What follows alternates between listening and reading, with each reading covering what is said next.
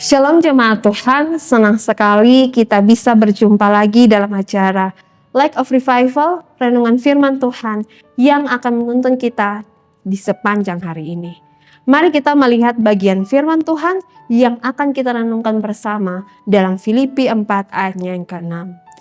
Janganlah hendaknya kamu khawatir tentang apapun juga, tetapi nyatakanlah dalam segala hal keinginanmu kepada Allah dalam doa dan permohonan dengan ucapan syukur.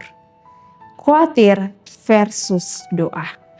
Setelah menasihati beberapa rekan pelayanannya seperti Eudia, Sintike, Sunsugos, Clemens untuk saling tolong-menolong dalam pelayanan yang ada, Rasul Paulus lalu melanjutkan nasihatnya itu dengan memberikan penguatan dalam beberapa hal, termasuk dalam hal kekhawatiran. Lalu seperti apa nasihat yang menguatkan itu? Bagaimana langkah yang harus diambil untuk menghadapi kekhawatiran itu? Mari kita simak. Ya, kekhawatiran. Siapakah di antara kita yang tidak pernah terjebak dalam kekhawatiran? Baik itu kekhawatiran tentang kehidupan diri kita sendiri, kehidupan orang sekitar kita, keluarga kita, sahabat kita, atau kekhawatiran tentang pekerjaan atau pelayanan yang Tuhan percayakan kepada kita. Saya pikir siapapun kita pernah sekali ataupun mungkin berkali-kali ada di keadaan itu dan tidak tahu bagaimana atau apa yang harus dilakukan ketika ada di keadaan khawatir itu. Rasul Paulus dalam pasal terakhir suratnya kepada jemaat di Filipi menuliskan satu cara sederhana namun akan sangat menolong kita ketika dilanda khawatir. Rasul Paulus memberikan cara yang sederhana dan tepat itu setelah ia menasihati jangan khawatir. Seolah menunjukkan cara itu atau senjata itu adalah senjata yang ampuh yang dapat mengatasi kekhawatiran. Dalam eksposisi Pak Pendeta Budi Asali, ia mengutip beberapa penafsiran seperti ini. Kekhawatiran dan doa lebih bertentangan satu dengan yang lain dibandingkan dengan api dan air. Banyak berdoa membuat kita kuat menghadapi problem atau bahaya. Dan sebaliknya, jarang atau tidak berdoa membuat kita semakin lemah dan semakin mudah khawatir. Seseorang mengatakan 7 days without prayer makes 1 week. Yang berarti 7 hari tanpa doa membuat seseorang jadi lemah. Ini adalah permainan kata yang indah karena 7 hari sebetulnya adalah 1 week, 1 minggu.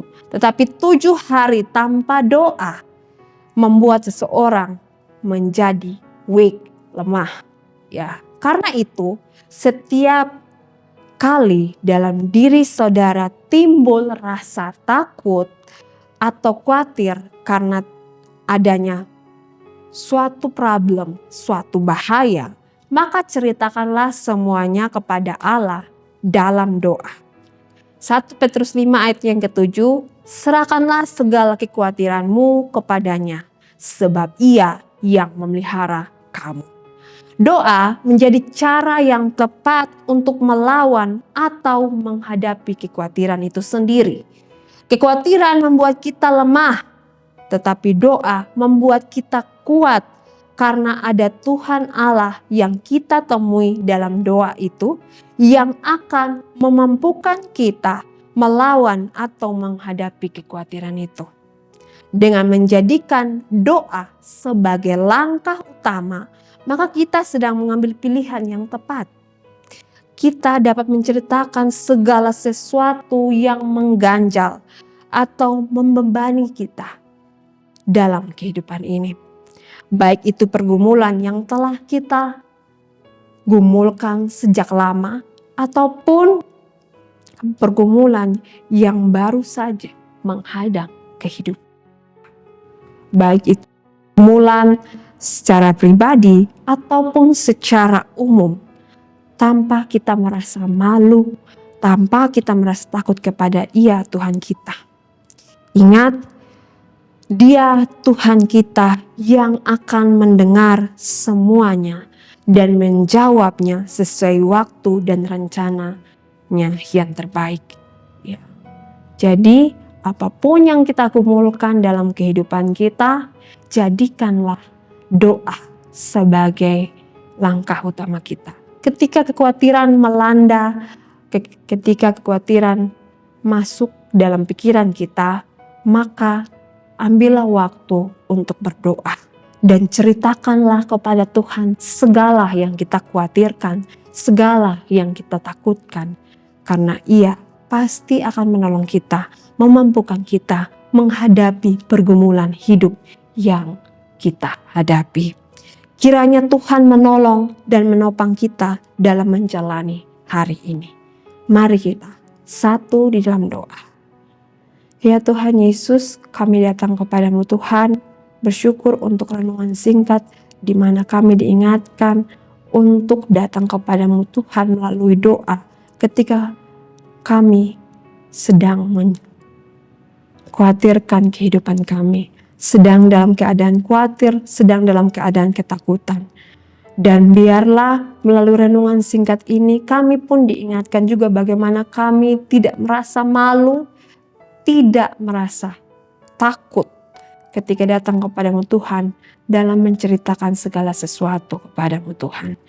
Ya Tuhan, dan biarlah juga kami boleh dikuatkan menghadapi hari-hari hidup yang Engkau izinkan kami lalui. Terima kasih Tuhan Yesus buat renungan singkat yang boleh mengingatkan kami, menyadarkan kami tentang bagaimana kami menghadapi kekhawatiran. Terima kasih. Dalam nama Tuhan Yesus Kristus kami telah berdoa. Amin. Jemaat Tuhan, mari jadikan firman Tuhan sebagai terang dan pelita dalam kehidupan kita. Tuhan Yesus memberkati kita.